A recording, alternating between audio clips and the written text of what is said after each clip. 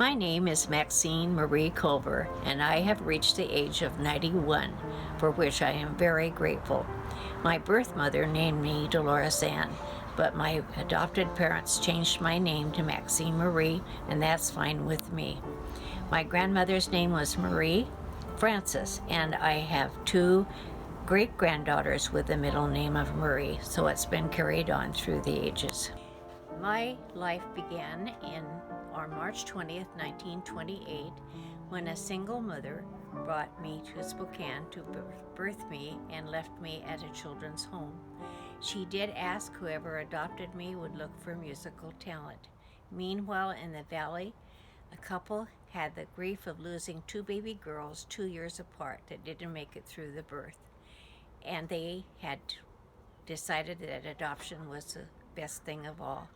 So they came to the children's home and they were shown the baby girls. And when they got to my crib, I was 6 weeks old at the time. I reached my arms up. I probably was stretching, but they thought it was a sign from God that this was the one for them. So I became Maxine Marie Culver, the daughter of Elva and Frank Culver.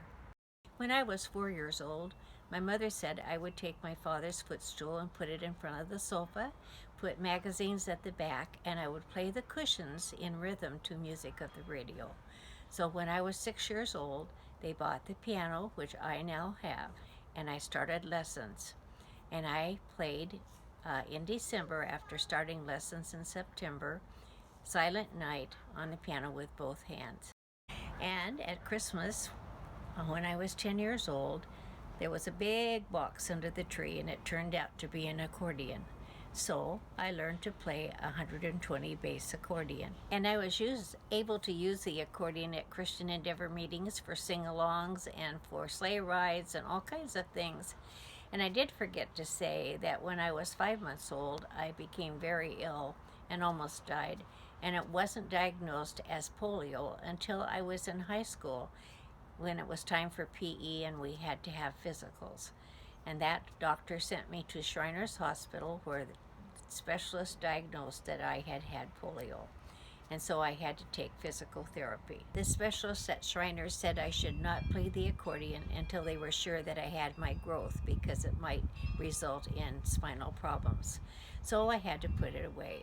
And I talked about Christian Endeavor, and it was a group of young people meeting in fellowship from all the different churches in the Spokane City and Spokane Valley.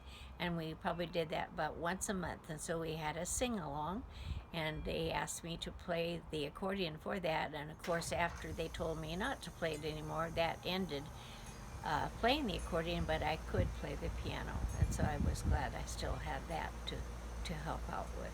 When I was 10 years old, I felt the Lord telling me that it was time to accept Christ as my Savior. So I joined a communicants class in the Presbyterian Church. I was the only child among all these adults. And when it came time for someone to pray, none of the adults would pray, so I did. But I just am so grateful for that day, because the Lord has never left my side and taken me the bumps in life and the blessings in life, and I can never say thank Him enough. Well, my parents did not attend church because my mother's health was not good and my father worked shift work.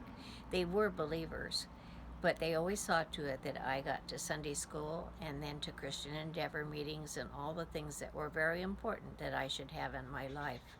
I can remember that I sang a solo at age 3 in church. I don't remember the name of the song, but my parents did come to that.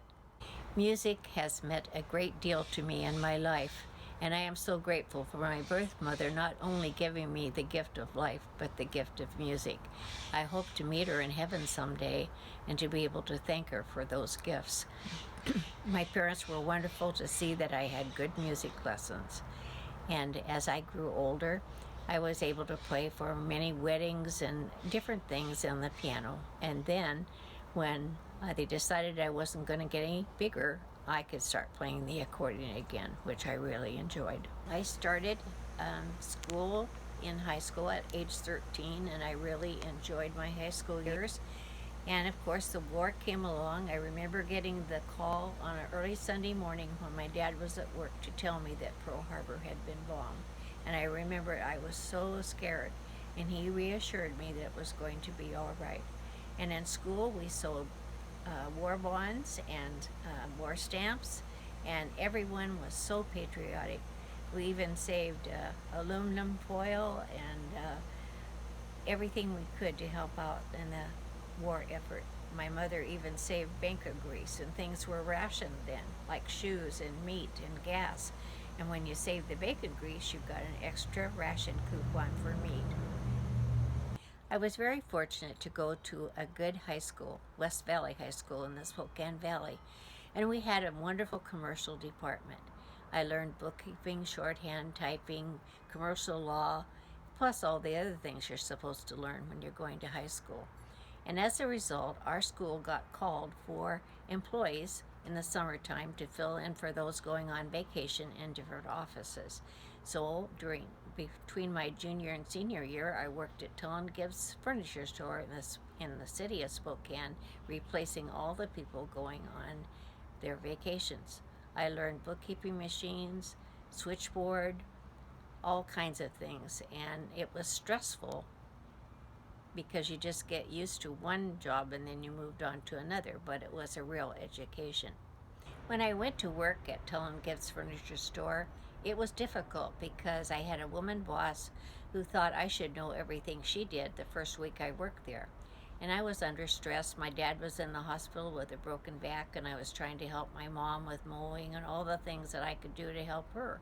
And I wanted to quit. And my mother said, if you quit now, you'll want to quit when the next job gets difficult. And so I heeded her advice and stuck it out, and I'm glad that I did. When I was a senior in high school, I only had morning classes, and so they called again for someone for the bank and also for the paper mill office. Well, the bank only paid 40 cents an hour, and the paper mill paid 50.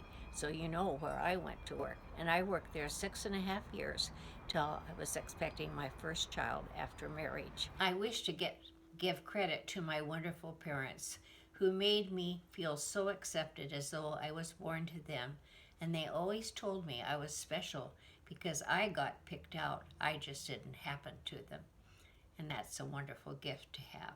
When my father's birthday was coming, we decided to buy him a chair and a footstool for his birthday, and I went to J. Pullen Furniture Company.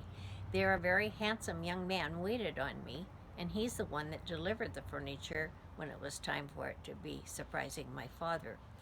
And the second time I went in to make a payment, he already knew my name and my address and my phone number. And he had told his mother he'd met the girl he's going to marry. His name was Howard Frederick Rodman, and he was 21 years old. I was a year older, and I didn't know about if I should be dating a younger man, but he had a beautiful singing voice, and music is what brought us together. He started coming to church with me, and he sang in the choir with me. And on June 3rd, 1950, we were married. We had a beautiful wedding in the Presbyterian Church. In 1951, we welcomed our dear baby girl, Ray Ann Marie. She was the delight of our lives. And in 1953, we welcomed our son, Kevin. Very different raising a boy and a girl, but he was wonderful too. And in 1954, we were blessed with twins, Lynn and David. And that was quite an undertaking to have 4 children under 3 years of age, but the Lord helped me to get through it. And lastly came the last of the Mohicans, Neil Rodman, on November 2nd, 1956. Howard was a faithful worker at J. Pullen Furniture Company, and he had an emergency appendectomy. And as a result, when he went back to tell him he could be to work in 2 weeks, he didn't have a job. And that was very difficult. But later on, he worked for Standard Stations up on the South Hill of Spokane, where all the wealthy people went to get their cars fixed or filled up with gas. And he had to work different shifts every day, and it was hard with a baby, no dryer, trying to dry diapers and clothes on a rack, and not having the same schedule every day for meals or sleeping or all those things. But along came an opportunity to go to work as a manager of a furniture manufacturing plant, and we thought it was going to be the most wonderful thing ever. So he gave notice at Standard Station and got ready to take on this new job. One morning before he was to start, the phone rang. It was the one who had hired him, apologizing because the Seattle branch had already had a manager that was to have been Howard's job, and that man had already sold his home and was moving his family.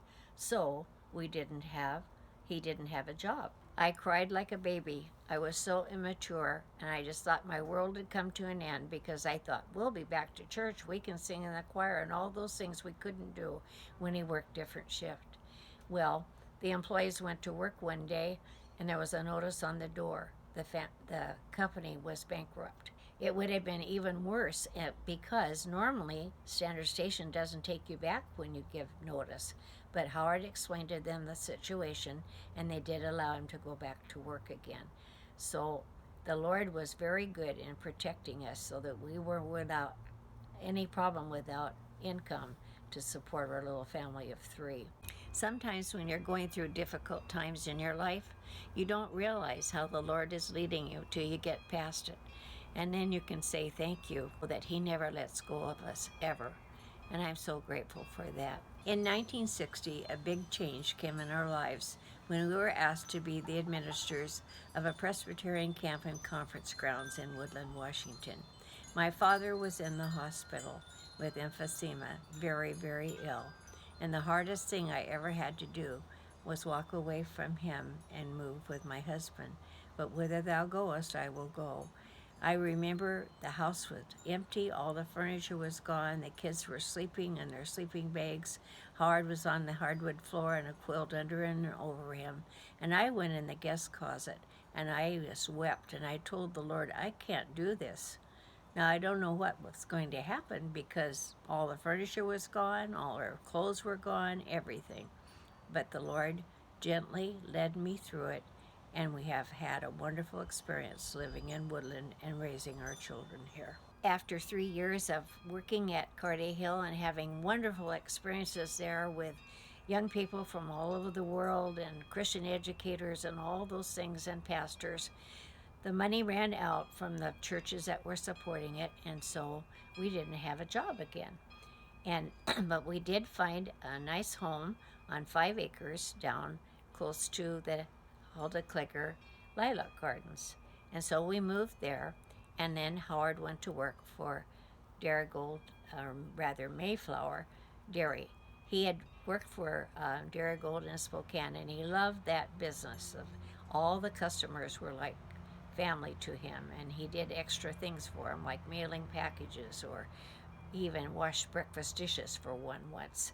And so, he really enjoyed that.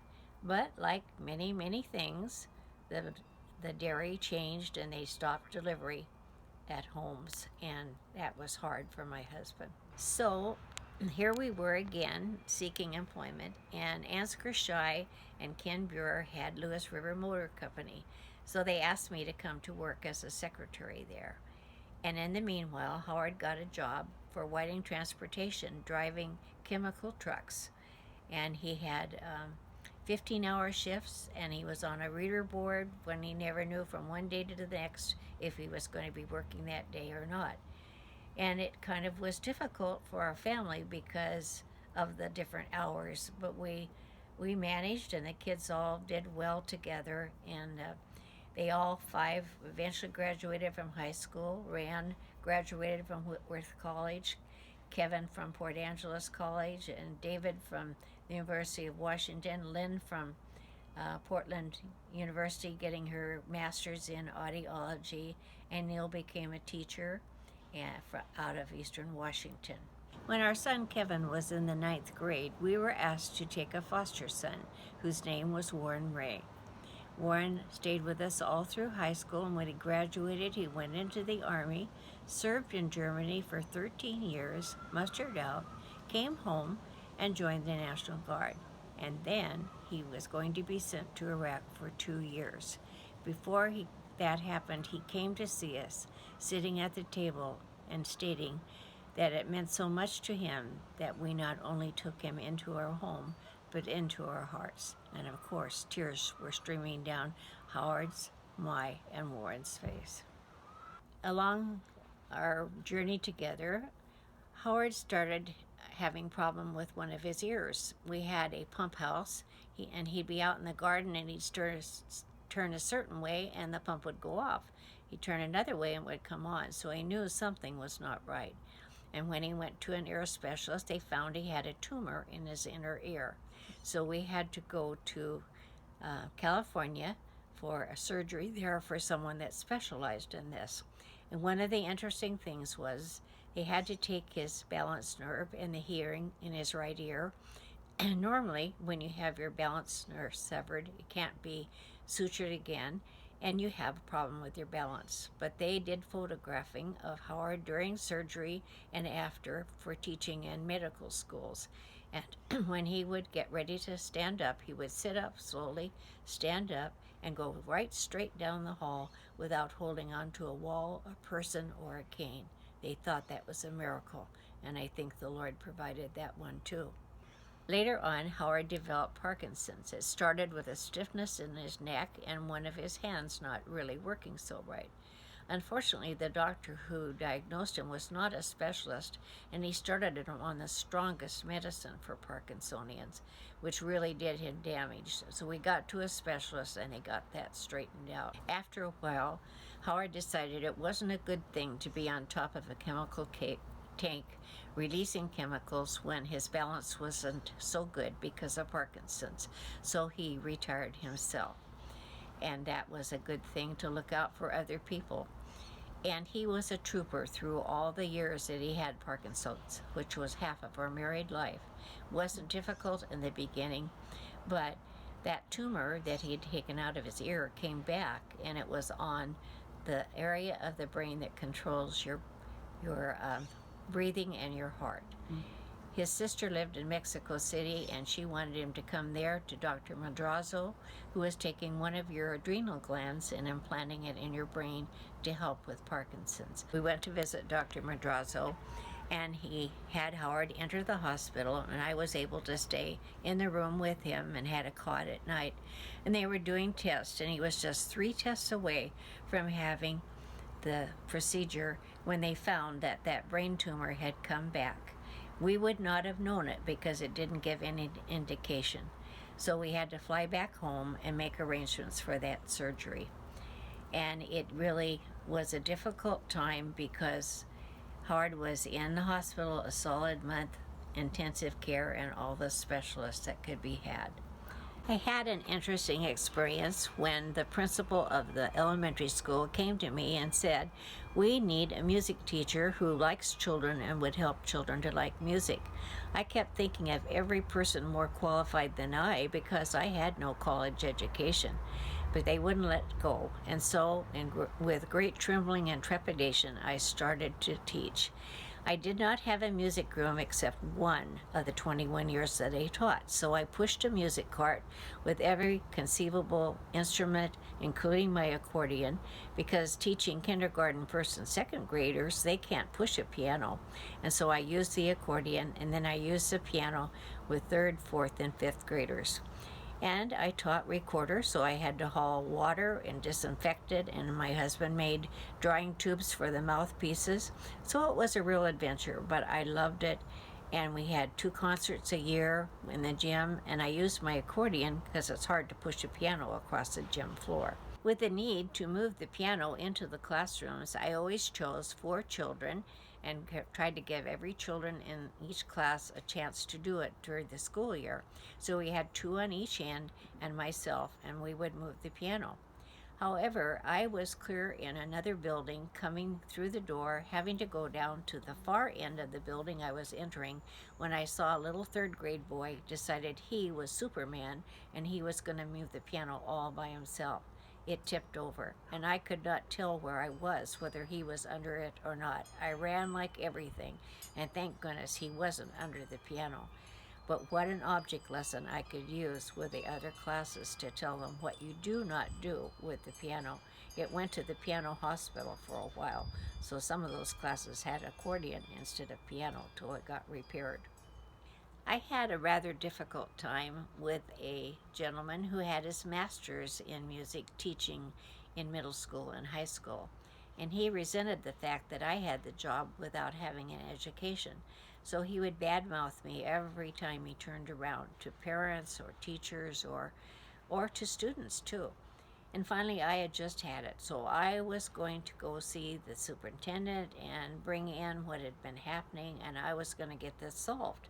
And as I was getting ready to go to school, the words of the song, "This is My Father's World," came back to me when it says that, "Oh, the wrong is off so strong, God is a ruler yet." And I apologized to the Lord and asked forgiveness for trying to take things into my own hands. And I just let it go, and I started praying for this gentleman, and it was amazing how things turned around as a result of my letting God take hold instead of myself. And every morning in the little book room where extra books were stored, I would meet with Esther Milligan, who taught remedial reading, and Bruce Flanagan, who was a PE teacher, and we would pray together for the day so that things would go the way the Lord wanted it as we worked with all these different children. I had more than 500 kids every week, and some of them twice a week. It was a real opportunity to show God's love to these children. Sometimes you had kids that came to school with no socks, and so you could secretly put socks in their desk when they were out at PE or something and help them in this way, and they never knew where it came from. And one teacher gave this little girl a shower every morning because of the bad situation she came from. In 1992, I decided that I should retire from teaching while they still wanted me.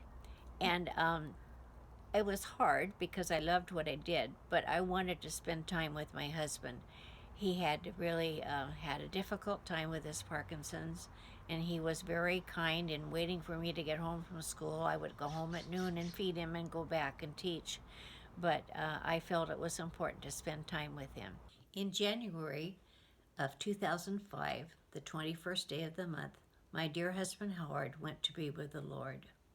In October 21st, the same year, my dear daughter Lynn, who had suffered from cancer, went to be with the Lord also. Sending two to heaven the same year would have been almost impossible for me had I not had the Lord beside me, giving me peace and the confidence that they were with Him. I really feel sorry when people go through life blaming the Lord for every bad thing that happens and never thanking Him for all the blessings there are. The Satan likes to blind your eyes to those things, but it's so important to realize who is the one who is the abiding presence in your life when you allow Him to be so.